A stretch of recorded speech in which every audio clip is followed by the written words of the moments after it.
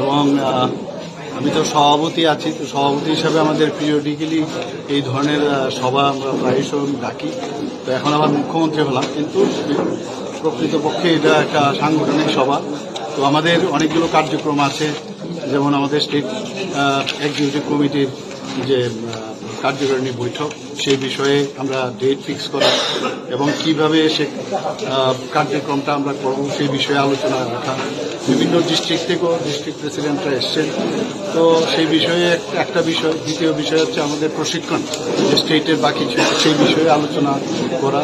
আর কিছু কার্যক্রম সেন্ট্রাল থেকে আমাদের দিয়েছে, সেইগুলো আমরা কীভাবে কমপ্লিট করবো, কীভাবে করা যায় সেই বিষয়ে আলোচনা। মূলত সাংগঠনিক বিষয়ে আলোচনা করার জন্য আমরা আজকে এখানে।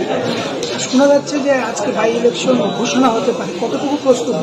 আমার তো আমরা প্রস্তুত সবসময়, কিন্তু সেটা আমার কাছে এখনো খবর নেই। কিন্তু সাংগঠনিকভাবে আমরা যে কোনো জায়গায় ইলেকশন হোক, আমরা প্রস্তুত আছি আমাদের পার্টি। আপনিও তো নিশ্চয়ই যে কোনো একটা কেন্দ্র থেকে প্রতিদ্বন্দ্বিতা দাঁড়াতে তো হবে, যেহেতু মুখ্যমন্ত্রী হয়েছে এখন দাঁড়াবো, নিশ্চয়ই দাঁড়াবো। সেটা যখন পার্টি ডিসিশন নেবে সেইভাবে নিশ্চয়ই দাঁড়াবো। আপনার কোনো ব্যক্তিগত পছন্দ?